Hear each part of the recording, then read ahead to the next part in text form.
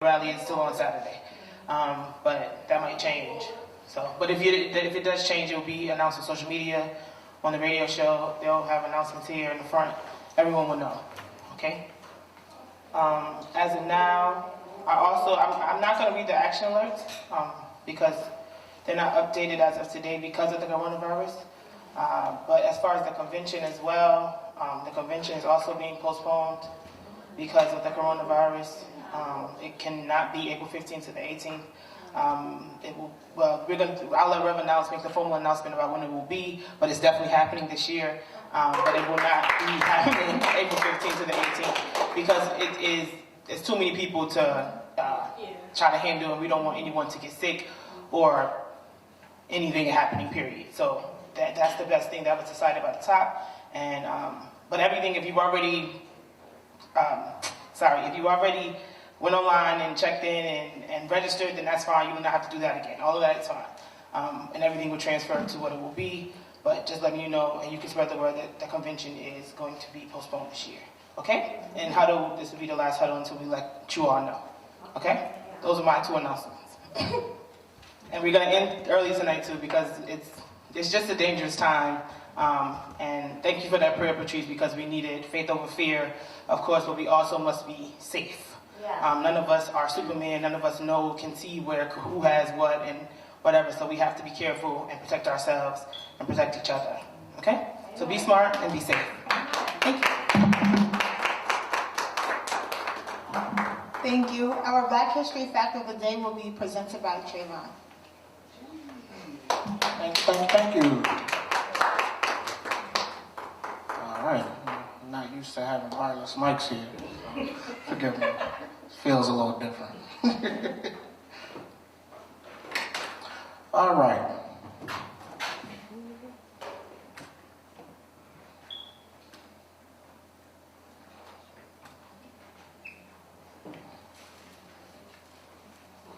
So, Black History Fact.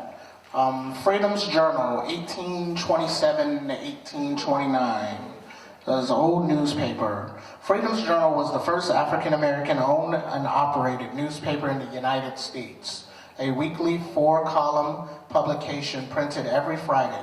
Freedom's Journal was founded by freeborn African-Americans John Russwurm and Samuel Cornish on March 16, 1827 in New York City, right here in New York City. The newspaper contained both foreign and domestic news, editorials, biographies, births, and deaths in the local African-American community, and advertisements, editorials and deriding slavery. Racial discrimination and other injustices against African-American communities were aimed at providing a counterweight to many of the white newspapers of the time period, which openly supported slavery and racial bias.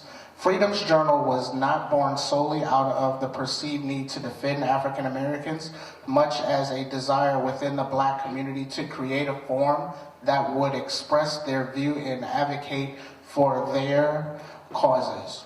Russwurm and Cornish placed great value on the need to reading and writing as keys to the empowerment for the Black population, and they hoped a Black newspaper would encourage literacy and intellectual development among many African Americans. Readily, the newspaper sought to broaden its readers' awareness of world events and development while simultaneously stimulating the minds and the ties and strengthening the African American community across the northern United States. Subscriptions were $3 per year, and Freedom's Journal at its peak circulated in 11 states, the District of Columbia, Haiti, Europe, and Canada. That's very impressive for that time period. Let's give them a big round of applause. In September of 1827, Russwurm became sole editor of the Freedom's Journal following the resignation of Cornish over differences regarding the African-American colonization of Africa. Russwurm had begun to promote the colonization movement led by the American Colonization Society, which wanted to free African-American slaves and offer them the opportunity to transport back to Africa. The paper's support of colonization, however, was unpopular with the readers, and subscriptions began to decline. With the loss of circulation In March of 1827, not 19, Freedom's Journal was forced to cease publication. Soon afterwards, John Russwurm decided to immigrate to Liberia, the area established on Africa's western coast to receive those reunited or recurred by the American Colonization Society. Russwurm became the governor of Liberia's Maryland colony. Samuel Cornish returned to publishing in 1829 and attempted to revive Freedom's Journal under a new name, The Rights of All. The newspaper folded in less than a year despite its 2-year lifespan. Freedom's Journal made an enormous impact on the antebellum African American communities by the end of the American Civil War. 3 decades later, there were over 40 Black-owned and operated newspapers throughout the United States. This is your Black History Fact of the evening. Support your Black media and newspapers. Amsterdam Journal is also another one. Amsterdam News, right there on 125th. The Afro-American newspaper in Baltimore. So continue to support Black newspaper and Black media. Not just because it's Black, but also because they're here for the people and give our news. So I'm passing it back over to our Vice President, Asia Freeman. Our President, I'm sorry, I gave you a demotion.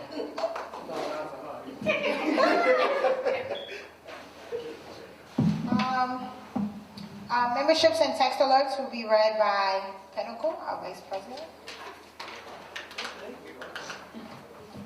Hello everyone, hello. Is everybody an updated member for the year of 2020? Yep. If not, you can renew your membership. This applies to you. This applies to those who are not members. The way to stay informed in the action and to become a NAM member is to text Justice followed by your state to 59769. Text Justice followed by your state to 59769. Also, join us on our Saturday Action Rally every Saturday at 9 a.m. This concludes the memberships and text alerts. Thank you. Moving along. Sorry, y'all. Moving along, now we're going to have our open huddle, good news. So if you guys have anything you want to say that happened last week, this week, or any events that you had scheduled but got canceled, you can still mention it. So yeah, now's the time. Hey guys, as you guys know that I always have good news each week, but this time this is a kind of a bad news or a news of triumph for me. So recently, well, no, I don't have the coronavirus, so no, I'm disease free, but there is another downside of my health.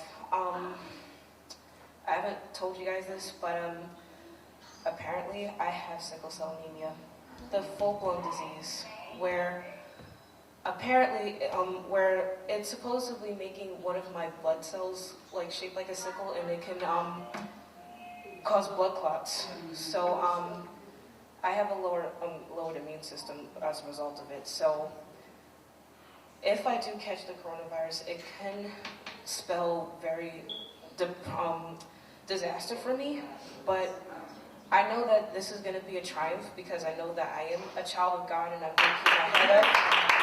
So I'm not going to let this beat me. So this isn't going to beat me. This is not going to be the end of me. So I'm going to keep you guys on the loop about how I'm doing, and being that this is going to be the last youth huddle until further notice, I'm going to still keep you guys on the information. I'm going to be in your DMs. I'm going to text you guys, call you guys, keep you guys updated.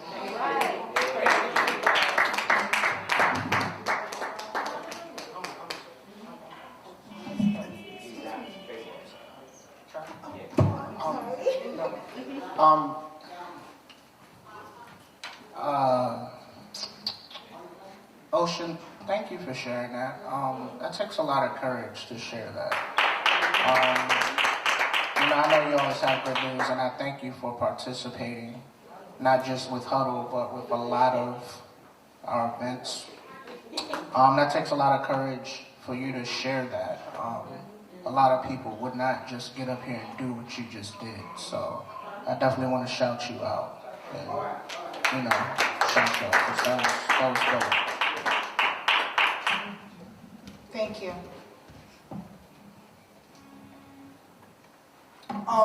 Lighten the mood a little bit. I got my headband. I always wanted this, so got my headband from my brother.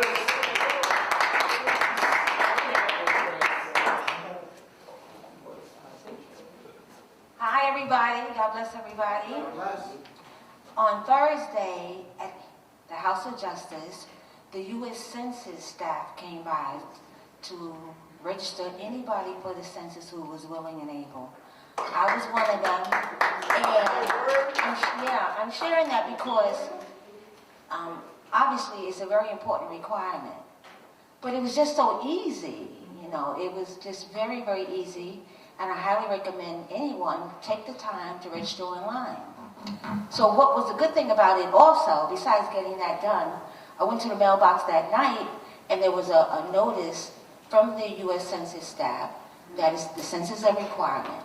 But I already applied and got through. So all I simply did was call the number, the 1-800 number, inform them about my confirmation number based on what took place at the House of Justice. All clear. All done. Just that quick. And this is a very important 2020 event that we still must participate in regardless of what is happening because we still must be counted. And we must vote. Whatever way they want us to do that, we haven't gotten word on that yet, but we still got to participate in the census and the vote. God bless you. Thank you.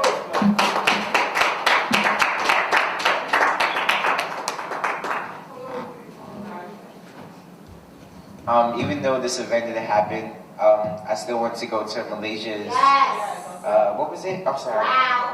Wow Fest. It would have been a great event. I attended last year, and I met some people that I knew in the Instagram world but didn't really know, so that was kind of cool. And also, it was just a great experience for empowerment for girls, young girls, and women. So yeah. Also, today is my mom's birthday.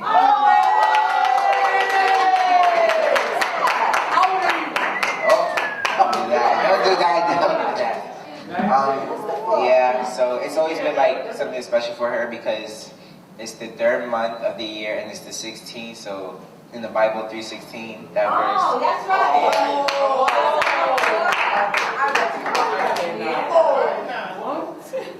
Go Pisces. Any more good news? No. My good news was also about WOW, because although like the event itself didn't happen, like the idea of it still filled me with joy because I got the opportunity to actually be on a panel at the Apollo in front of like my loved ones, in front of people of the community, actually share my knowledge on things that I've been doing since the age of 11. So although I didn't get to do it, the idea of it was like nice and it made me feel better about myself. And then I was also telling my teachers and whatnot, and they were gonna come too. So yeah. But speaking of school, my school is actually closed for but yeah. Also for like kids, like people, if you're watching on the live stream, if you need like internet access, you're supposed to call Spectrum. Wait, let me give you the number. I have it. They're saved as a contact. Okay, I'm coming. But it's free. Yeah. You have to call them though. You can't like go to the store. The phone number is 1-844-488-8395. Once again, for the 1 month free Spectrum Wi-Fi for New York City like students is 1-844-488-8395. So even if you have Wi-Fi at your home, still take this down and share it to those in the community who don't have Wi-Fi. I actually learned about this from a friend and then from the news and from my school and such on. I'll tell you after. I just said it twice. But yeah, so anyone else for Open Huddle good news? If not, then that concludes this portion of Huddle tonight. Can we clap that up? Our first natural hair is about the Our first Did You Know is about the natural hair movement, and it will be presented by myself. Yay. How the natural hair movement has failed black women. When the natural hair movement swept America a decade ago, it was supposed to encourage black women to love their hair in its natural state with the help of products and regimes specific to and best for black hair. But by glamorizing looser curls and prioritizing techniques and products to create defined curls, the movement focuses less on loving textured hair and more on manipulating those kinks into curls. It could be argued that the movement has failed black women by convincing them that their natural hair is as acceptable and professional as anyone else's, but only when it leans towards Eurocentric beauty standards. A 2017 study by the Perception Institute found that while black women in the natural hair community have significantly more positive attitudes toward textured hair than other women, black women still perceive a level of social stigma against textured hair. Preferred hairstyles among black women in the natural hair community show how much that perceived stigma affects black women's relationship with their own hair. Laddie Horton, a 22-year-old from Kansas City, Missouri, chopped off her relaxed hair because she thought her natural kinks looked cute, but quickly discovered the public didn't agree. When out with her sisters, who have noticeably looser textures, people responded to her looks less favorably. You can tell they prefer one hair texture over the other, Horton told HuffPost. The one with wavy hair, she'll get better responses about her hairstyle than I will if I wear it natural. This gives Horton complicated feelings about her own hair. When she wears in what she calls acceptable styles, like stretching out her strands with braid outs and twist outs, Horton said, Horton says she has sometimes wished for natural waves or curls so that she'd get more compliments. I think it looks nice a lot of the time, but when you leave the house and you hear other people's comments, it's hard not to want a different texture, she said. Black women also find similar messaging in mainstream media. Kara Meeks, a 26-year-old in Jeffersonville, Indiana, doesn't think there's enough representation of truly kinky hair out there. Meeks finds that loose curls are the strand for natural hair representation, saying, when people think of natural curly hair, they think of loose curls. She admits to having wished for defined curls because she once viewed them as healthier and more manageable than her own kinky texture. In a world that favors defined curls, also known as type 3 hair, over kinky textures, or type 4 hair, many women share a reluctance to present their hair without concealing its true texture under protective styles or manipulating their kinks to mimic natural curls. A lot of natural hair companies are really showing you this image of bouncy 3C or 4A curls and never type 4 hair, they said. They said women purchased specific products because they had been sold this idea that this product would make their hair look a certain type of way, and are upset when the final results don't meet expectations. When those products don't deliver the desired results, some turn to professional stylists in search of a miracle. Hairstylist Barry Gibson, who owns Red by Ruby Red Root Salon in South Orange, New Jersey, sees natural clients tend to fall into 3 categories. 1, those who frequent blowouts for straight hair. 2, those requesting twist outs and rod sets to create loosely defined curls. And 3, those with tight coils who get upset when wash and go styling doesn't produce the coveted ringlets they see on social media. Gibson encourages clients to work with their hair instead of chasing these idolized images. I think there's beauty in every texture. I think it's just learning to accept it and knowing what you can do to make it do what you want, she said. She also cautions against relying on protective styles while transitioning from chemically straightened hair, as this method prevents people from becoming comfortable with their texture. Don't grow your hair out under something else that's going to conceal what you have going on, she said. Learn to accept it, learn to deal with it, and learn to care for it. If the goal of natural hair movement is to normalize all textures, there's still work to be done. While it's great to see black women growing out harsh chemicals, success won't come until black women in the world learn to grow out of the idea of loose curls, that the idea that loose curls are better than kinkier textures. Okay, so basically my article talked about, this article is opinion based, so the woman who wrote it, her opinion on the natural hair movement was that a lot of black women, when they go into the idea of natural hair, they focus on loose curls rather than kinky textures, which creates a divide because now black women are thinking that their hair has to look a certain way rather than actually how it looks. And my opinion, like based off of this, is I think that at one point in my life when I was like with my natural hair, I actually felt that because I would try different hairstyles to get like the curl pattern, and it didn't work for me. And like it upset me, but then after a while, like now as an individual, I'm coming to like realize that my hair texture is different from my friends and different from the next person, and that's because of the things that I was exposed to. So going to like natural hair events is something that made me realize that, oh, it's okay that my hair curls are tighter or my hair's curls are looser than the next girl, because we all have different types of textures of hairs. And also, the other aspect of this article is that some people believe that the natural hair movement is rising because there are laws being created against discrimination against different type of hair, different type of hairstyles. For example, we talked about that with girls who have locks and being able to wear that to work now, or box braids and things of that sort. But I just want to like some people to like come up and share their ideas about how they feel about this. Do you think like the natural hair movement is a failure to black women, or is it empowering black women, and why? And yeah.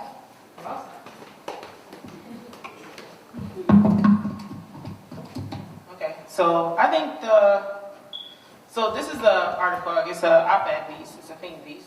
I don't agree with, I don't feel like the black hair movement has failed black women, because I feel like a lot of black women are part of it, and it's thriving still. It's not as big as it used to be like 2 years ago when everyone was doing the twist outs and the braid outs and everything, but it has given us options as far as what we can do. I've seen a lot more people embrace their own hair and natural hair instead of stop getting perms. I've really stopped seeing that, which is great. But I will say something. 2 years ago, was it 2 years ago? Maybe a year and a half. Okay, so I wore braids for like 5 years straight, like long braids. And then I took them out, and I was growing my perm out. That's why I wore them so long. And then I was wearing my own natural hair, twisted out.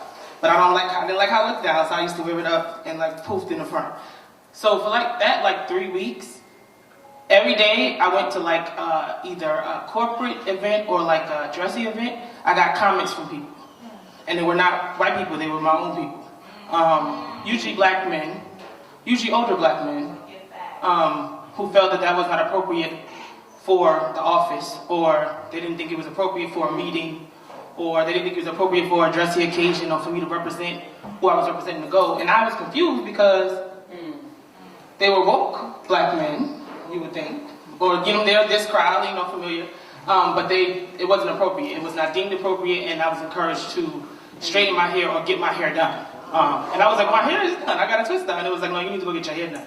And it was disparaging. And yes, I'm confident in all that, but it was just like, I was like, okay, so is this not appropriate for the corporate world, or is this not appropriate for certain places or certain crowds? I was confused, and I felt that it was whack. I did, and I felt like I had to change in order to be accepted into a certain world, and I really, really did. So that's when I started buying wigs and certain things. So it was like, oh, you can take this off and put it back on, or you can get this done, or whatever, or try to get a hairstyle that could accommodate wherever I had to go, and not have to charge out me an arm and a leg for it. So I don't think that the black hair movement is failing black women. I think that the standard of society is not helping black women as far as what we feel is attractive, or what we feel is accepted to be successful in America. Yes, very true. Same thing about what Ashley says. I don't think that the movement isn't failing black women either.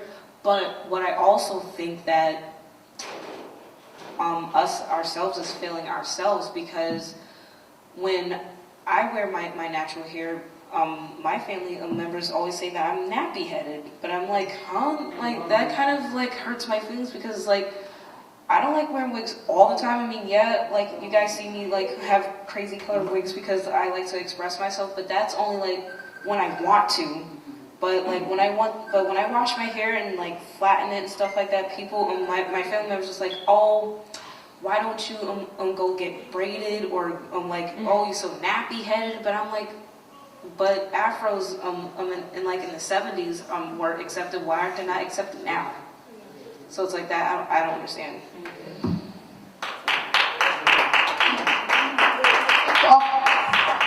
Sorry. To touch off of what Ocean just said briefly, in my school we do like extracurricular clubs, and we have a natural hair club, and one of the rules, like the expectations was, oh, no such thing as nappy hair. Because that phrase, nappy, is like placed into the society to make you think that one type of texture hair is better than the other.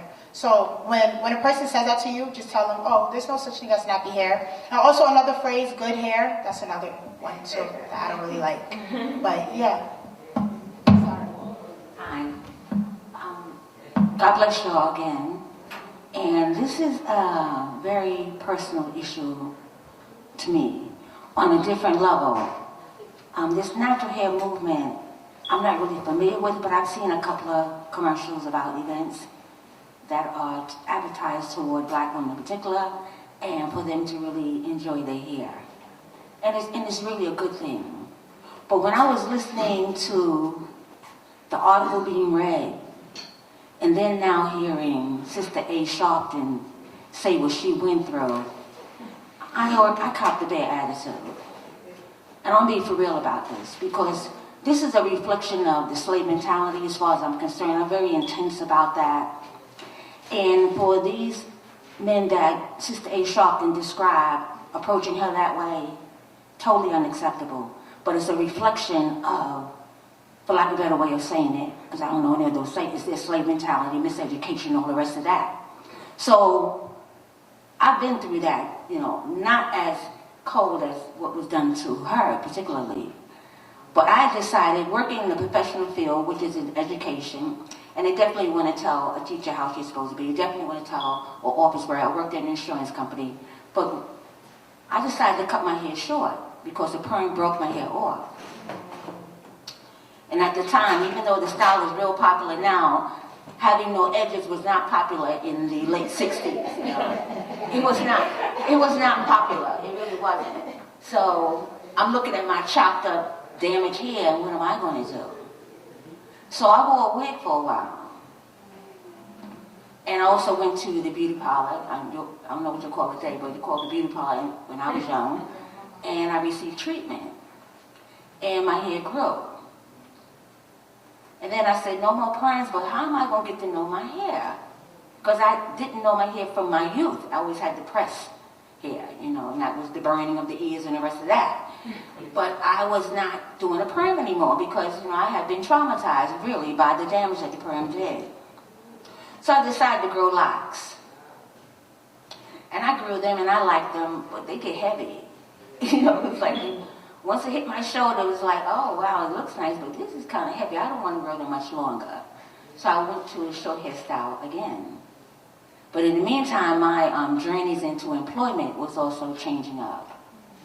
So now we're in this short hairstyle, and I'm really liking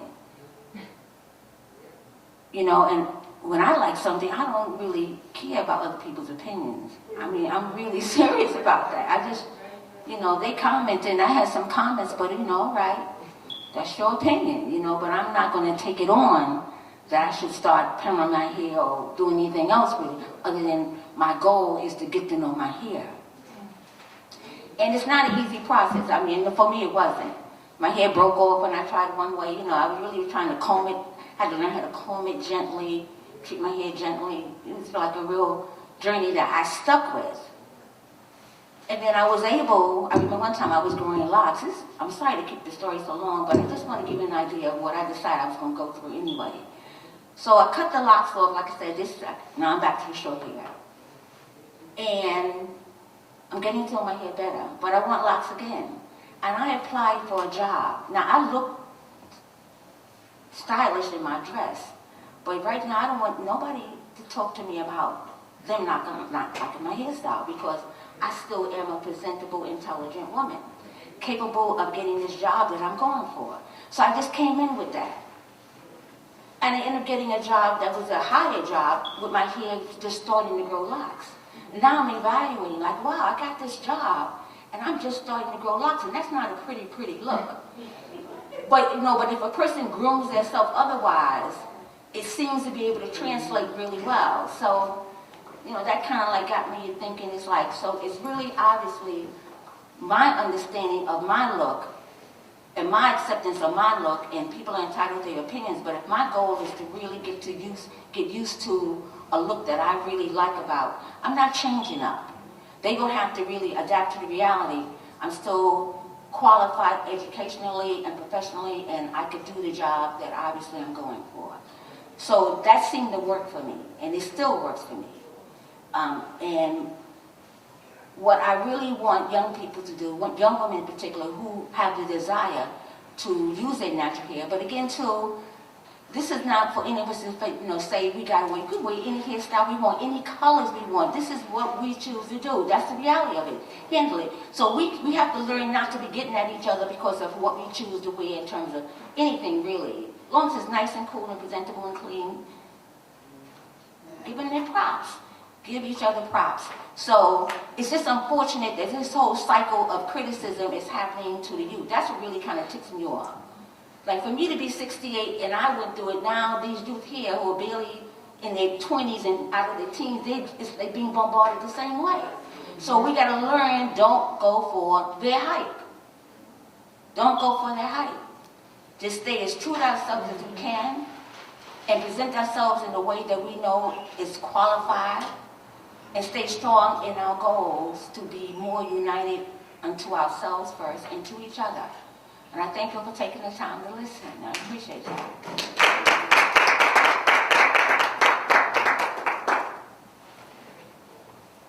Hi, good evening, everyone.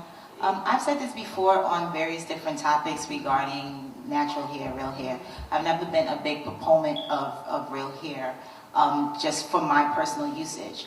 But with that being said, not being a big proponent of natural hair for my own personal usage, I've grown to admire so many different women of various different nationalities that say, I want to embrace my natural hair. I had a supervisor who was of Puerto Rican descent, and she said she chose not to go natural, and then she decided to use her natural curls. And so many people would remind her, well, you have a European side too, and you should tap into that. And she just loved her curls the more she decided she was comfortable with that. And I think it's been already said by numerous speakers, you have to be comfortable within your skin to be able to pull something off. Even with straight hair, sometimes if you don't think you could pull that style off, or you're not accustomed to it, or you're looking at yourself and you're like, wait, this doesn't really go with my face. It doesn't matter if it's straight or curly, natural, whatever the case may be. Sometimes you just have to grow accustomed to that style. One thing that has also encouraged me is having children that decided to go natural at a very young age. And I said this on this mic, in front of this audience. It was hard for me to let them go natural because I didn't want people to think I was just going around letting my kids be wild without their hair combed, pressed, kept, neat, greased, the whole kit and caboodle. But I had to allow them to kind of explore that, and it helped me just understand what black hair really means and what it means to be of African American descent, and how commercially so many different businesses have embraced that, including brothers and sisters. I remember when Carol's daughter first came out, I was like, for what? What do we need that for, and how will that fit in a market where you have so many perms and so many naturalizers and textures and all these other different chemicals? And she did exceptionally well. And a lot of the bigger box stores bought her products, and I couldn't pass by an aisle without seeing her products anywhere. So I think it's also too about what our community decides we want to look like, and how we could be able to continue to promote what we think is beautiful to us. As a little girl, I've always heard the saying, I'm black and I'm proud. I've always seen afros. I remember passing by Jamaica Avenue and seeing the pics with the afro at the end. So it's really up to us to decide how we want to teach our young people to embrace beauty, what beauty looks like, and what it really means.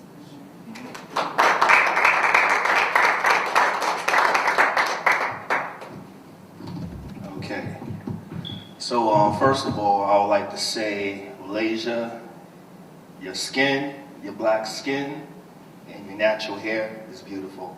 And that's what we need to acknowledge each other. Another thing is that our hair is supposed to represent our crown. And then many times when society try to snatch your crown, they can find ways of controlling you and manipulating you. Another thing is reference to the black hair movement being failed. I could actually point a reference to like the feminist movement, when black women would support and white women in reference to like the cause of equality. But it's interesting because when black women and white women got into like the business, the corporate environment, white women was allowed to have their hair in a natural form and it was considered to be professional. But when it came to like black women in the corporate field, their natural hair wasn't considered to be professional. Why was it that white women hair in their natural form is okay, but black women wasn't? That's right. So why wasn't the feminists trying to defend the black feminists during those times? It was very interesting. Another thing is reference to the church environment. When black people, worship white Jesus.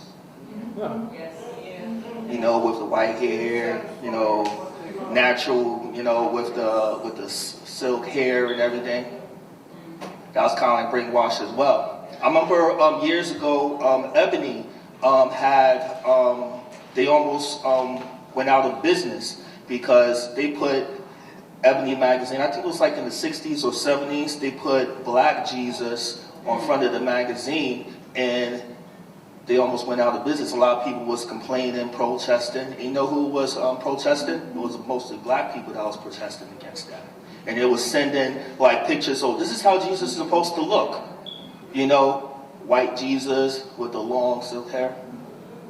And it's not really cool. And another thing is reference to Disney. Back in the days in Disney and everything, the Snow White, and, the long silk hair and all that. And then when they try to like put images of like, black people, it was like very negative. Even with Warner Brothers, with Looney Tunes, I remember seeing stuff like with Bugs Bunny. And then when they talk about Haiti, it was always displeasant images. So it kind of like make you think on things like how, certain type of organizations in society try to like, portray black people. So that's why it's good, like when we had movies from like Spike Lee, such as, Malcolm X, which empowered people. A few years ago, with the Black Panther movement, with Wakanda, that was really good because it kind of like make us, once again, felt proud about ourselves. So we need to, try to like, do our research and study like, how the history is, how history was, and sometimes history tends to like repeat itself. But I think the natural hair movement, what you was talking about earlier, I don't think it fully failed. There's a bunch of like other things and issues, kind of like played a psychological warfare in reference to us. But what we need to do, continue to do, is us as a people. Continue to like to support each other, encourage each other, black men, support, black women, embrace like you're beautiful regardless, whether you have on, your wig or your makeup, take that makeup off. I love you regardless, with or without makeup, with or without your wig, natural hair, take off your lashes and everything, So we have to like, continue to brace ourselves and, embrace our melanin, embrace our, natural hair and everything. Because another thing is that our hair, when it's in a natural state, it can like show and identify our strength, like how healthy we are as well too. So we gotta like, take care of those type of things. So focus on your health. Thank you very much. Thank you. To conclude our segment, I think like the 3 takeaways is, first one, no such thing as nappy hair, no such thing as good hair.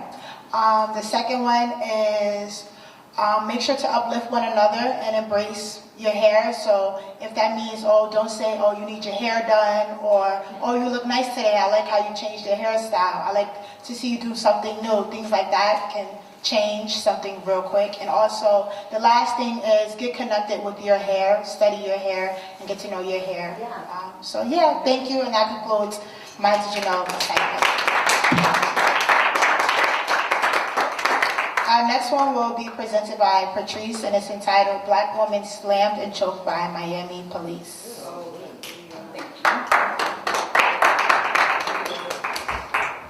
NAACP demands resignation of Miami police chief after violent spring break arrest goes viral. The Miami-Dade County chapter of the NAACP is calling for the resignation of the city manager Jimmy Morales and police chief Richard Clements after viral videos surfaced in which Miami police officers exhibit violent behavior toward black spring breakers.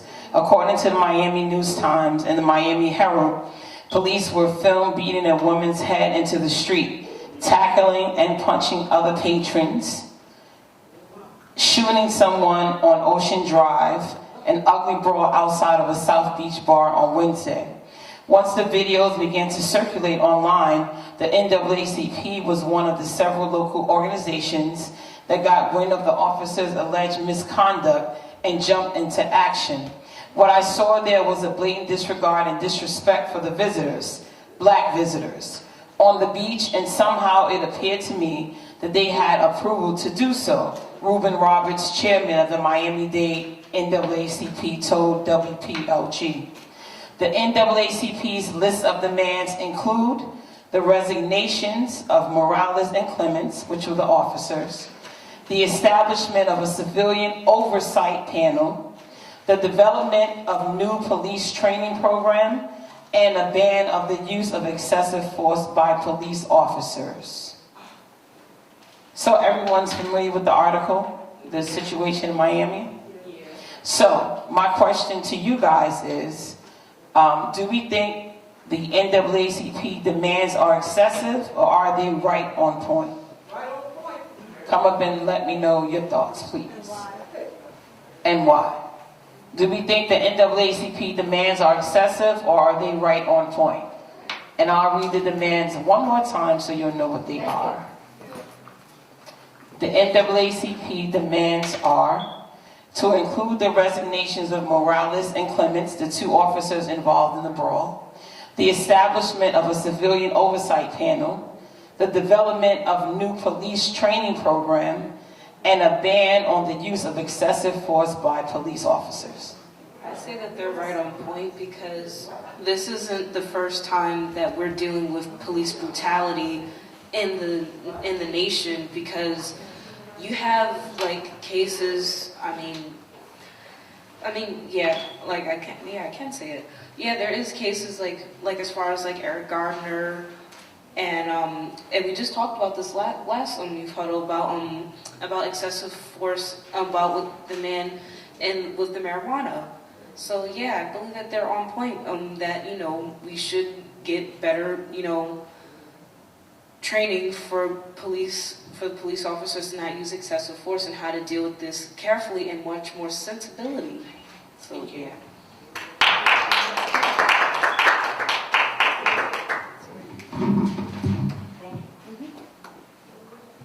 Yeah, I think. Sorry, excuse me.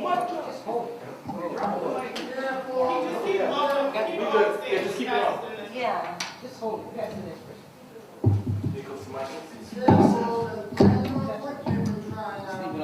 Yeah, thank you. So I think the demands are important, but these demands have been made frequently. So I think also a demand that could be considered is actually criminalizing what these officers do, because that seems to not be mentioned ever, but they are committing crimes against people when they actually use their uniform as a front to assault people. So I hope they're effective in these demands, but I think they need to go a little more intense in terms of actually getting these officers to be charged now with felonies for assault, especially when it's clearly seen as excessive use of force to actually cause physical injury and possibly death. So they should be dealt with like any civilian would be dealt with who did that to another person. Yeah.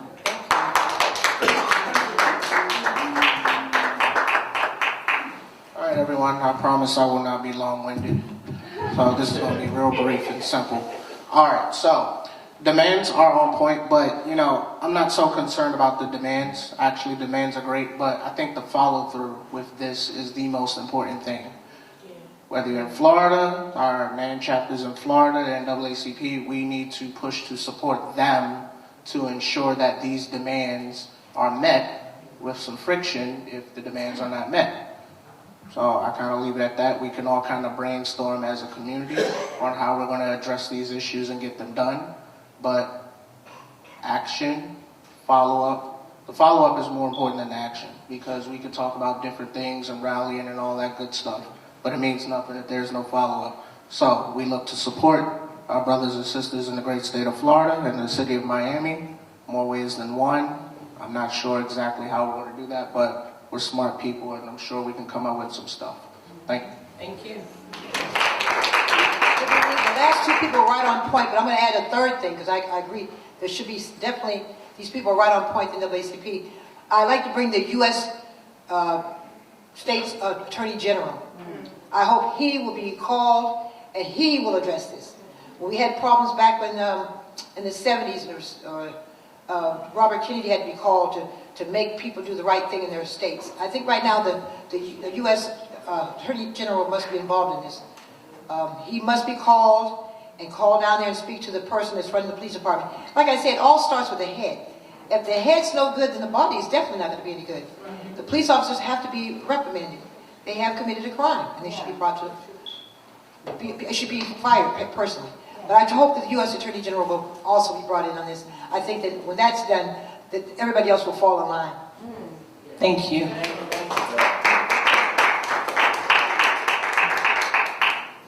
Yeah, this Brooklyn situation in Florida is really ridiculous. And we did this like about a week or two ago, right? Same story, right? Really interesting. Similar issue. Another issue. Yes, but I do agree. Like with I do feel like the NAACP is their demands is fair, and I really agree with Trayvon was talking about, like a reference to like the follow up. It's also important, but it's real sad with the situations going on. And another thing is with when it comes to like the video. Why we don't see any video of any whites going through this? Why? Because it rarely happens. So that's to like really just to tell you a reference to like this police brutality and police misconduct, is happening, within our environment. These officers wouldn't go into like an elder facility, with a bunch of white Jews and do something like this. So we really have to like definitely look into this in reference to like the police brutality, not just in Florida, but like all over our country. Thank you. Thank you. I'm going to wrap up with Sister Word's last comment. Yeah, excuse me, but I have to return based on this young man's comment. It does happen occasionally in the white community. And the biggest difference is they don't want to publicize because they're not going to deal with the way we want it dealt with. So we bring our issues to the forefront, which ends up helping them. That's why when we have a movement, you're going to see a lot of white people there too. But just that we're more vocal. This is part of our story from being brought over here the way we were. We're just very out there. And some people who are white really want to keep their whole situation on the low, which is misleading that it doesn't happen to them ever. It does happen to them too. But not the way it happens to us. And then we want significant changes that right now they don't want to be on the front line going for the changes, so they ride with us when they agree with us. But it's happening to them too. But it happens to us more. That's the reality also. So when we do what we do, that's why when we do what we're supposed to do as a people, everybody benefits. Everybody benefits. So we're getting more support in that reality as well. That's why I believe, just to go off for a moment, that's why Obama was just so loved and so voted for, because whatever he wanted to be done, everybody was going to benefit. No discrimination whatsoever. Amen. Thank you, Word, and thank you to you guys for all your comments. But just know that we do have a chapter in Miami, and we're actually reaching out to them to join and be a part of the NAACP protests and also have national action that we're feet on the ground out there. So once we come back, we will let you know what those actions are. Hopefully those cops are fired and all of these demands are met. But again, this is about the third week we've talked about issues in Florida. So they obviously have a problem out there, and we're going to get to the root of it and figure out what it is. Again, thank you. That is our Did You Know for today. Our last Did You Know will be presented by Trayvon, a coronavirus 2020 update. All right, guys. So for the next several minutes, I will be your chief unofficial medical officer, or whatever you guys want to call me. So all of this is unofficial. Well, no, the news is real, but all right. So practical tips for the coronavirus prevention and how not to panic. Folks, we get it, the memes, the whole nine, but you know, this is kind of this is a serious thing. So precautions, be smart. Don't do nothing stupid. Don't go sneeze and then go touch the door. You know not to do that. And I mean that with all seriousness. So, despite urgent containment efforts, it has become apparent that SARS-CoV-2 and the disease it causes, COVID-19, have spread to pretty much every country across the globe, while some countries are reporting small numbers so far. It is almost certain that everyone will eventually see an outbreak nearby. The question is on everyone's lips is the same. What can I do to protect myself from the coronavirus? The unfortunate answer is not all that much. Despite the vast number of people telling you to boost your immune system with everything from vitamin C, injections to sex, in all likelihood, the only thing that will significantly impact your risk of getting COVID-19 is washing your hands and trying not to touch your face. What you can do, what everyone can do, help, however, is to protect society. This doesn't mean that you personally won't catch the disease, although it may reduce your risk somewhat, but what it really means is that fewer people will get sick, and when they do get sick, they will be better cared for. So here are some practical things that you can do to help limit the spread of the new coronavirus. Social distancing. Now, the city of New York has kind of started to do that with the restaurants, the schools. I think you guys have until, what, the 20th or something like that? The 20th? We got you, miss. All right, so we come into close contact with a lot of people all the time. Hugs, kisses, the occasional warm breath of a stranger on your neck during your morning commute. When practicing social distancing, rather than getting in close contact, try to stay at a distance. Instead of kissing an acquaintance, use your much cooler fist bump. Replace hugs with air fives. Remember to make certain sound effects. Just kidding. Don't breathe on people on the train if you can avoid it. All small things, but they can have a disproportionate impact on how the virus spreads. This, in turn, could vastly alter the nature of the epidemic from a disaster to something much more easily handled. Prepare at work or school. One of the big things about infectious diseases is that they spread best when lots of people are around. In particular, this includes schools and workplaces, where children and adults are forced into small, sweaty rooms together, so prepare to take action to reduce the risk of spreading diseases. Schools may close, but probably not all of them, and not forever. You can reduce the risk of society by making sure kids stay at home when they're sick, and enforcing simple rules like washing your hands on a schedule during school hours. Workplaces are a similar story. If you're an employee, make plans from work to work from home if your job permits itself to do so. You may not have to, but it's a good idea. If you're a boss, be realistic. People are going to get sick sooner than later. Make sure people have sick leave and find ways to keep business going if you have staff to stay at home for some time. Start holding meetings you can have by distance and try to ensure that when the people get together, they aren't forced into small spaces with no ventilation. Practices at home. Early information out of China indicates that one of the ways that the coronavirus spreads is throughout the household. Now it's obviously impossible to be entirely distant from your family, despite the hopeful dreams of many millennials. But there are things you can do to help prevent the virus from spreading among your friends, family, and weird roommates. If you don't get sick, isolate yourself from family. Take precautions. When caring for sick loved ones, wipe down shared surfaces more often.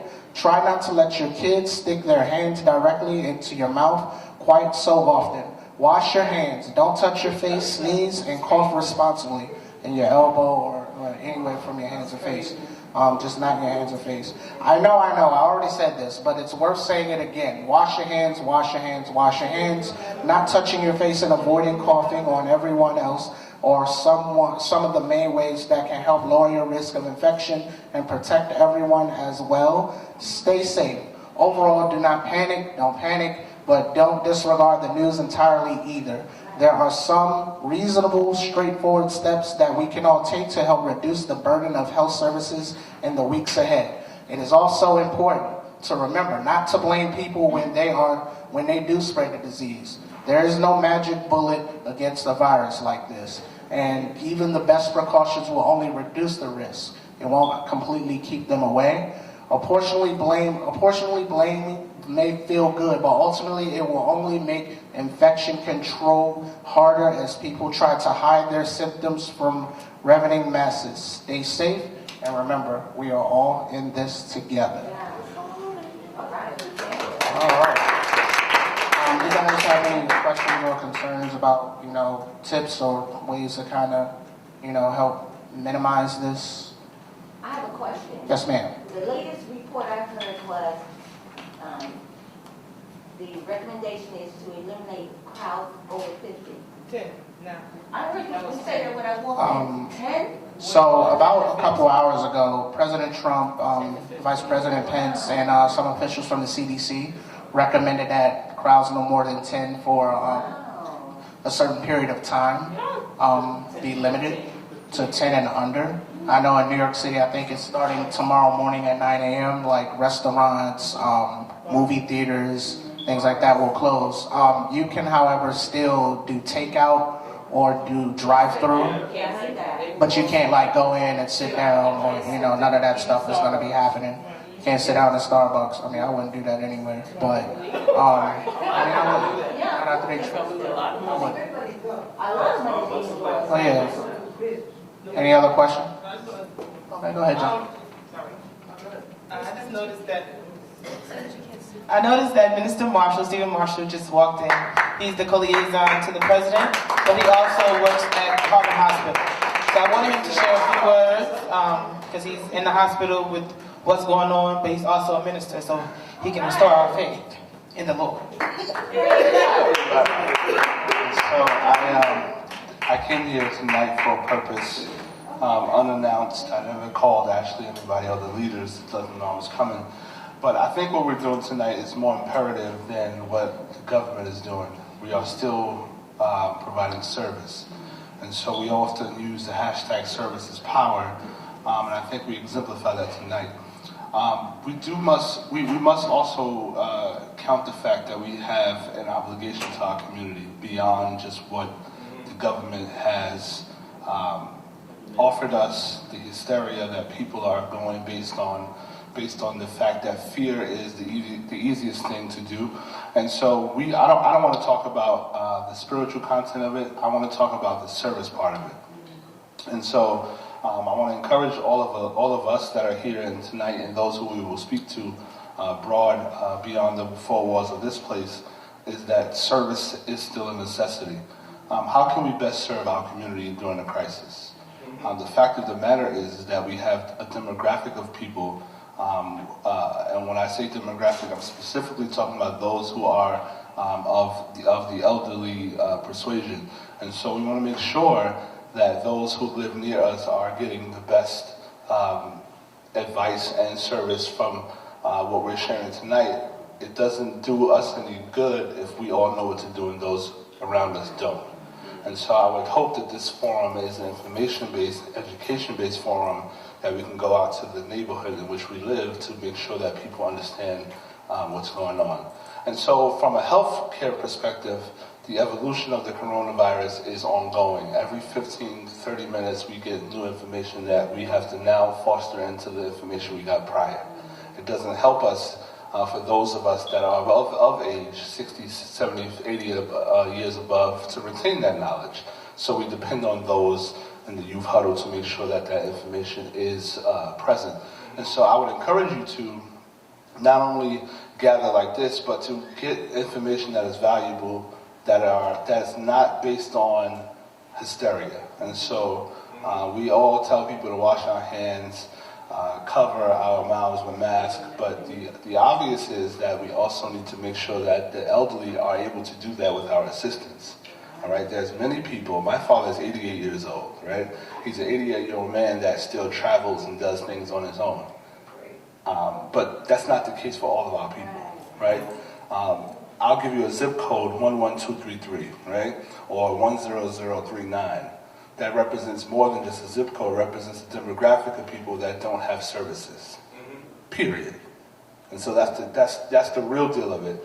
We have places we can go, like the House of Justice, but there's not many places that serve our community and give us really options on what to do in a crisis. We kind of just do what we do, survival mode.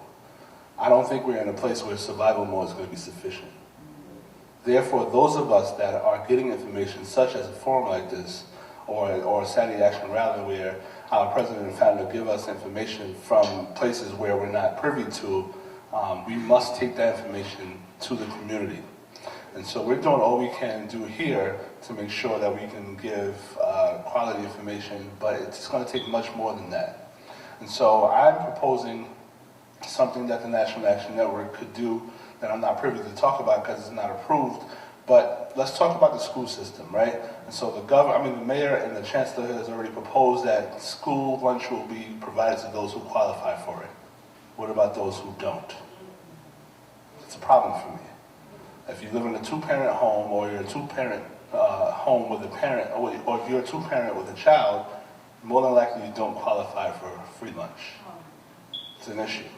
And so I'm in talks right now with our president and founder to make sure that those who do not qualify, which is a large demographic of us, and so free lunch and free breakfast is great. What about dinner?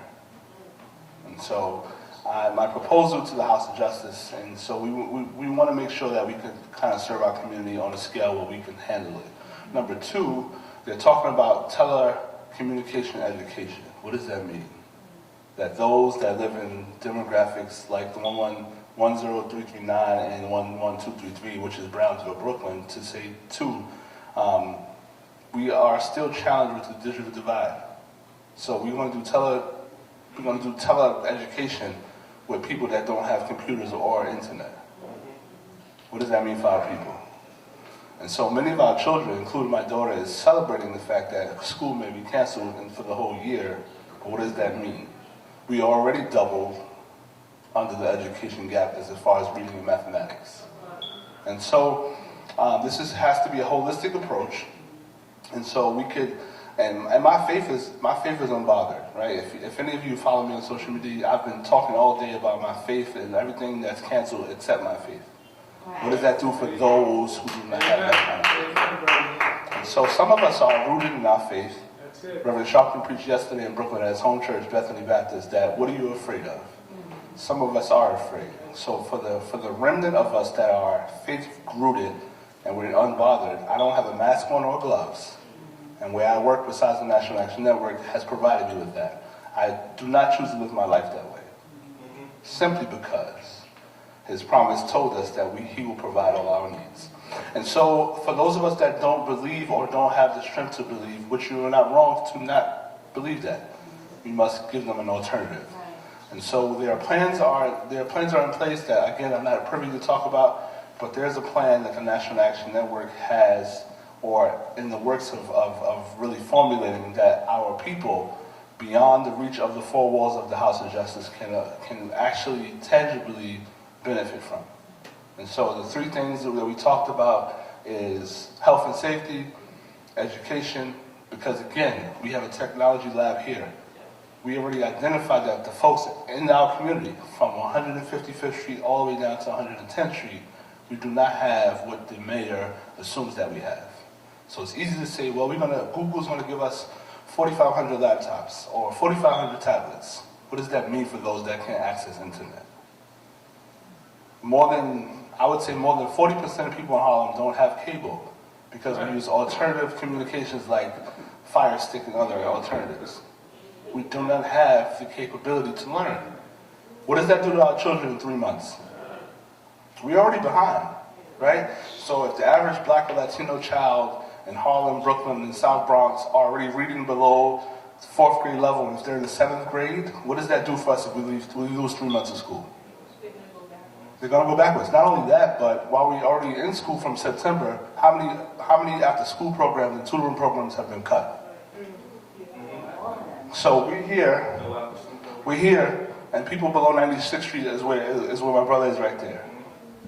And so when we think about, and again, I don't blame the mayor for delaying it. I do think he made a bad decision by canceling school on a Sunday, where people don't have the opportunity to make arrangements. 1 in 5 families are single parents. 1 in 5 families' mothers are working 2 jobs. 1 in 5 parents, to be realistic, qualify for ACS cases by leaving out 10-year-olds to kind of fend for themselves. If they can't come to Youth Huddle, they're on the streets. And so, again, we must think about holistic remedies like having hot meals for people that are getting off work at 5 o'clock. Not only that, but to make sure that the education part of it is sustainable. Those that live 45 minutes from us in Scarsdale and places like New Rochelle, where we're talking about rapid testing are happening, you got to understand, in Harlem right now, Harlem Hospital is one of the facilities that do rapid testing. You know what rapid testing means? If you have symptoms of coronavirus, you get tested. It takes 3 days before you get your results. Is that happening in other neighborhoods? Is that happening in places where affluent people live? I don't think so. And so we must keep the pressure on that when we are making decisions about the city, where minorities play a big role as far as occupancy, that we make sure that people have abilities to get tested and tested frequently. And so while we romanticize about celebrities who are tested, like tonight we heard Idris Elba as a person that tested positive, Tom Hanks tested positive. What about Jamel Jackson that tested positive that was on 143rd Street? What about the person that died in Harlem Hospital on yesterday morning, 73 years old, from cardiac arrest, but he tested positive?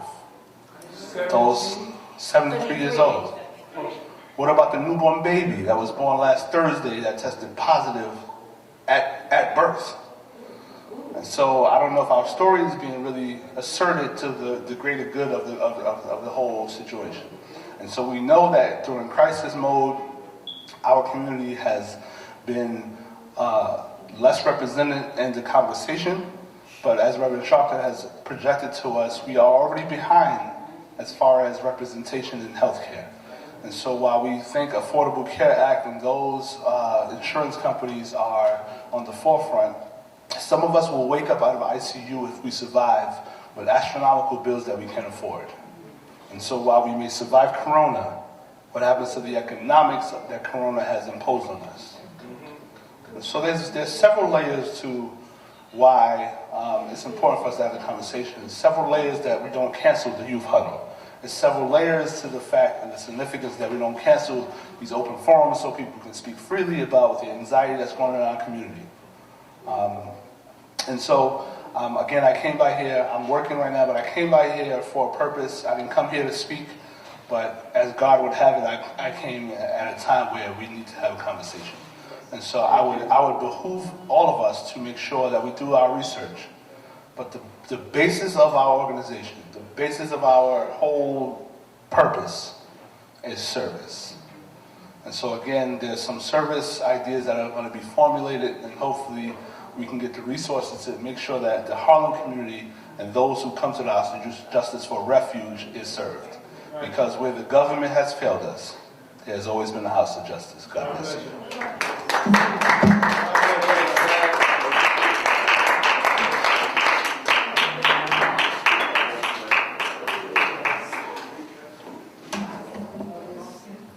Thank you for everyone that came up and led the discussion.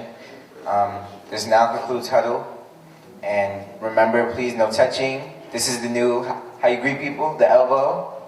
So, when you want to greet someone, just elbow them, or smile, or say hello. So thank you. Let's eat.